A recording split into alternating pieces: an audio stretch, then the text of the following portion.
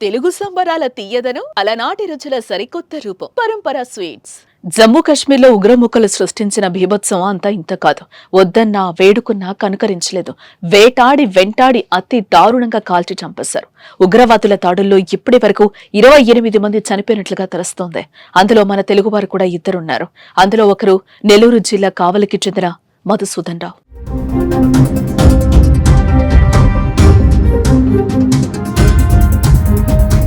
నెల్లూరు జిల్లా కావలికి చెందిన మధుసూదన్ రావు బెంగళూరులో సాఫ్ట్వేర్ గా పనిచేస్తున్నారు. దీంతో అక్కడే మధుసూదన్ కుటుంబం స్థిరపడింది. ఆయనకు భార్య కామాక్షి, కుమారుడు దత్తు, కూతురు మేధా ఉన్నారు. ఇదిలా ఉంటే విహారయాత్రలో భాగంగా ఆయన కుటుంబం పహల్గామ్ కు వెళ్లారు. అక్కడ కుటుంబ సభ్యులతో కలిసి కశ్మీర్ అందాలను ఆస్వాదిస్తున్నారు.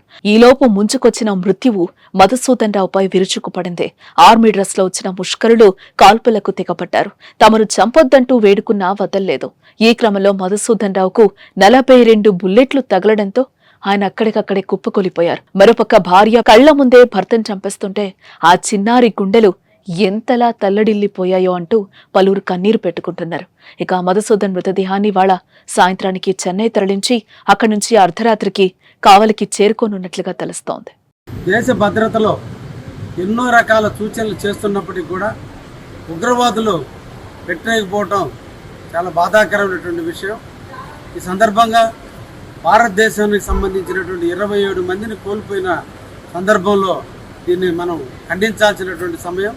ముఖ్యంగా మన కావలి పట్టణానికి సంబంధించినటువంటి మధుసూదన్ ఉద్యోగంలో చురుకుగా ఉంటూ భార్యా బిడ్డలతో ఉండేటువంటి సుఖసీమను సాగించే టైంలో ఇటువంటి విచారకరమైనటువంటి సంఘటన జరిగినందుకు చింతిస్తూ ఆ కుటుంబానికి ప్రగాఢమైనటువంటి సానుభూతిని, ఆ మనోధైర్యాన్ని ఆ కుటుంబానికి ఇవ్వాలని ఆ దేవుణ్ణి కోరుకుంటూ రేపటి రోజున వారు చేసేటువంటి అంతిమ క్రియల్లో నేను కూడా పాల్గొనడానికి రేపటి ఉదయాన్నే హైదరాబాద్ నుంచి కావలి కూడా బయలుదేరిపోతున్నాను. తప్పకుండా ఆ కుటుంబాన్ని అన్ని విధాలు ఆదుకునే దాంట్లో ప్రభుత్వ పరంగా అన్ని విధాల సహాయ సహకారం అందించే దాంట్లో ముందుంటామని ఆ కుటుంబానికి ప్రగాఢమైన సానుభూతిని తెలియజేస్తూ మన అందరం కావలి ప్రజలు ముక్త కంఠంతో ఆ కుటుంబానికి ధైర్యాన్ని ఇవ్వాలని, అందరం కూడా సంఘటితంగా పోరాడాలని, ఆ కుటుంబానికి మనోధైర్యం ఇచ్చేందుకు అందరూ కూడా రేపటి అంతిమ యాత్రకు పాల్గొనండి అని చెప్పి కావలి వాసులందరినీ కూడా కోరుకుంటున్నాను.